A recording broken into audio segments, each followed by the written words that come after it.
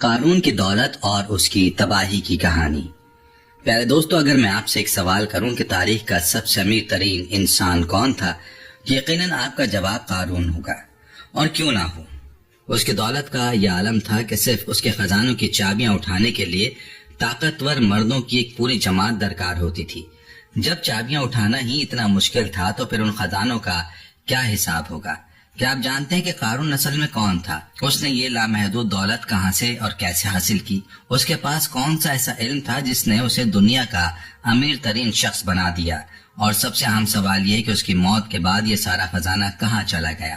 کیا آج تک کسی کو اس خزانے کا کوئی سراغ مل سکا ہے؟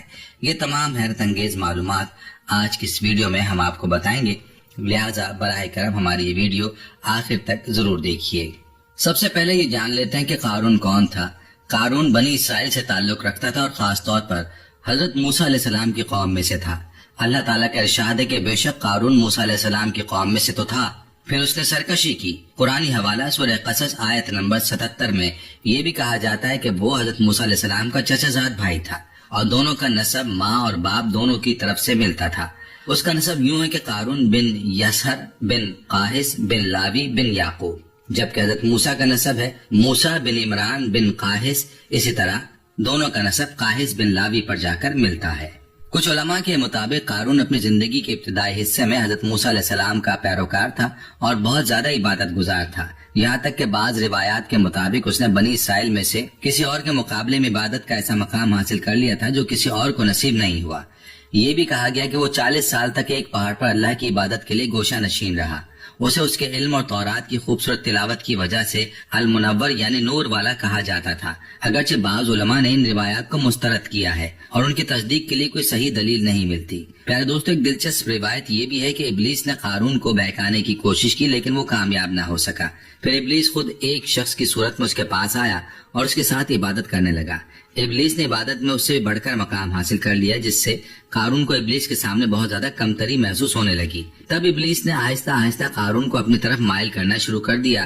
اس نے قارون سے کہا کہ ہم لوگوں کے ساتھ نہ تو جماعت کی نماز پڑھتے ہیں اور نہ ہی کسی جنازے میں شامل ہوتے ہیں، میری رائے ہے کہ ہمیں بھی ان کے ساتھ شریک ہونا چاہیے کیونکہ یہ بھی ایک عبادت ہے۔ قارون نے اس کی بات مان لی۔ جب قارون نے ایسا کیا اور بنی اسرائیل کو اس کی عبادت کا علم ہوا تو وہ اس کی عبادت کے ایام میں اس کے لیے کھانا لانے لگے۔ اس پر ابلیس نے قارون سے کہا کہ ہم لوگوں پر بوجھ بن گئے ہیں، میری رائے ہے کہ ہم ایک دن کمائی کریں اور باقی ہفتہ عبادت کریں۔ پھر ابلیس نے قارون کو مزید بہکایا اور کہا کہ ہم نہ تو کسی پر صدقہ کرتے ہیں اور نہ ہی کسی کی مدد کرتے ہیں، میری رائے ہے کہ ہم ایک دن کام کریں اور ایک دن عبادت کریں۔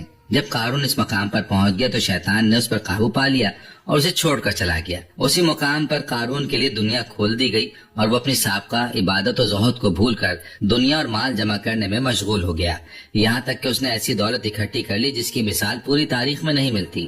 اب بات کرتے ہیں قارون نے یہ دولت کیسے حاصل کی۔ پیارے دوستو، حقیقت یہ ہے کہ محققین اس طریقے کی تصدیق نہیں کر سکے کہ قارون نے اپنی دولت کیسے جمع کی، تاہم اس بارے میں کئی روایات مشہور ہیں۔ پہلی روایت کے مطابق وہ تجارت کا کام کرتا تھا جس میں وہ بہت ذہین اور ماہر تھا، اس کے ذریعے اس نے یہ بے پناہ دولت اکٹھی کی۔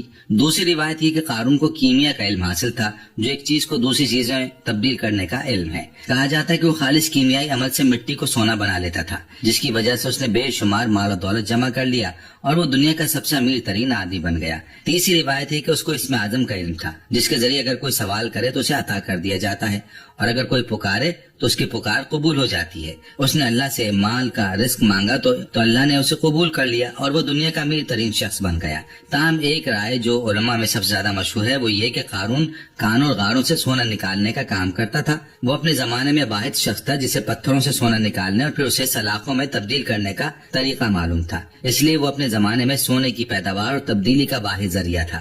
کہا جاتا ہے کہ فرعونوں کے پاس موجود سونے کی سب سے بڑی وجہ قارون تھا۔ اسی طرح قارون بہت ہی کم عرصے میں اپنے زمانے کا امیر ترین شخص بن گیا۔ فرعون اسے اپنے دربار میں اپنی قوم کے دوسرے لوگوں کے مقابلے میں اس کی بے پناہ دولت کی وجہ سے زیادہ اہمیت دیتا تھا۔